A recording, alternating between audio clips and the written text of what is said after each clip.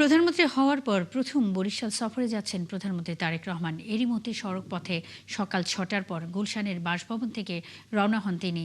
এই সফরে বৃক্ষরোপণ কর্মসূচি, বরিশালে দলীয় নেতাকর্মীদের সাংগঠনিক সভা ও সেনাবাহিনীর মহড়ায় প্রধানমন্ত্রীর যোগ দেওয়ার কথা রয়েছে। এদিকে প্রধানমন্ত্রীর সফরের নিরাপত্তায় প্রশাসনের পক্ষ থেকে সব প্রস্তুতি নেওয়া হয়েছে বলে জানিয়েছেন বিভাগীয় কমিশনার। গত এক সপ্তাহ ধরে বরিশালে বিভিন্ন এলাকায় প্রধানমন্ত্রীকে স্বাগত জানিয়ে মিছিল, শোভাযাত্রা ও সাংগঠনিক সভা হয়েছে।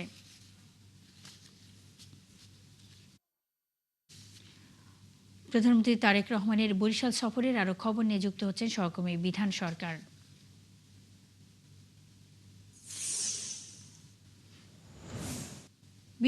প্রধানমন্ত্রী তো এরই মধ্যে রওনা হয়েছে। সড়কপথে নেতাকর্মীদের মধ্যে উচ্ছ্বাস কেমন দেখছেন? এছাড়া সার্বিক প্রস্তুতি সম্পর্কে আরও কি তথ্য আছে আপনার কাছে?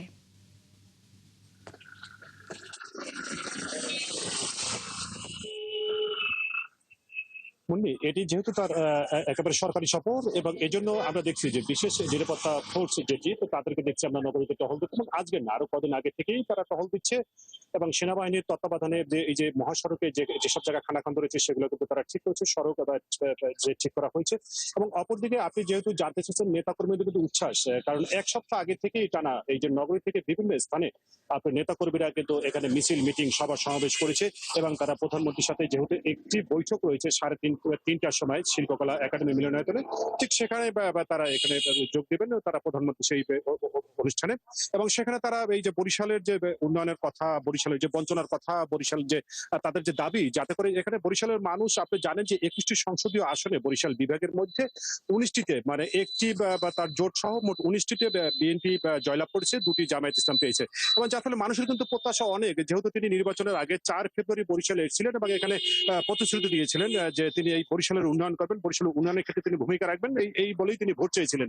ঠিক এবারের বাজেটে কিন্তু সেই ধরনের প্রত্যাশা মেটেনি বলে এবারের জনতা বা তারা বলছেন যে এবারে যে তারেক রহমানের কাছে তাদের দাবি থাকবে, দলীয় কর্মীদেরও কথা রয়েছে, তাদেরও দাবি থাকবে, তারাও মনে করছেন যে তার এই সফর এই দক্ষিণাঞ্চলের উন্নয়নের ক্ষেত্রে একটা ব্যাপক ভূমিকা রাখবে। তো মুন্নি, আপনাকে বলতে পারি নিরাপত্তার ক্ষেত্রে কোথায় কোনো ব্যত্যয় নেই এবং একটা নিশ্চিত নিরাপত্তা রয়েছে প্রধানমন্ত্রীর এই সফরকে ঘিরে। এবং অপরদিকে এই যে মহাসড়ক ধরে যেহেতু তিনি রওনা দিয়েছেন ইতিমধ্যে, এবং 10:30টায় গৌরনদীতে, বরিশালের গৌরনদীতে একটি খাল খনন, সেই খাল খনন উদ্বোধন এবং সেখানে বৃক্ষরোপণ কর্মসূচি করবে, এবং বরিশালেও তার বৃক্ষরোপণ রয়েছে এবং দলীয় নেতাকর্মীদের সাথে বৈঠক রয়েছে। সব মিলিয়ে একটা মানুষের ভিতরে একটা উদ্দীপনা রয়েছে, উৎসাহ রয়েছে। দলীয় নেতাকর্মীরা তার একেবারে দুই পাশে সড়কের একেবারে বরিশাল থেকে আপনার এই যে গৌরনদী, এই 40 কিলোমিটার পথ তারা দুপাশে দাঁড়িয়ে থেকে স্বাগত জানাবে। এবং যেহেতু আজকের এই যে কিছুক্ষণ হলো বৃষ্টি শুরু হয়েছে, তারপরে এসে উপেক্ষা করে তাদের নেতাকে, তাদের প্রধানমন্ত্রীকে স্বাগত জানাতে তারা কিন্তু উপস্থিত থাকবেন। মুন্নি, পুলিশ প্রশাসনের পক্ষ থেকে, অন্যান্য প্রশাসনের পক্ষ থেকে আমরা দেখছি কঠোর নিরাপত্তা ব্যবস্থা নিয়েছে এবং এসএসএফ তারাও রয়েছে, এবং কোথায় যেন কোনো ব্যত্যয় না ঘটে, আইন শৃঙ্খলা পরিস্থিতি সে ধরনের প্রস্তুতি তাদের রয়েছে। এবং দলীয় যে নেতাকর্মী তারাও যেখানে যে প্রস্তুতি। বিধান সরকার, আপনি আছেন নিশ্চয়ই এ বিষয়ে আরো জানতে। পরবর্তী সংবাদ সংযোগে আবার আপনার সঙ্গে আমরা যুক্ত হব, সঙ্গেই থাকবেন। দর্শক, প্রধানমন্ত্রী তারেক রহমানের বরিশাল সফরের প্রস্তুতি ও তার কর্মসূচির বিষয়ে সব তথ্য নিয়ে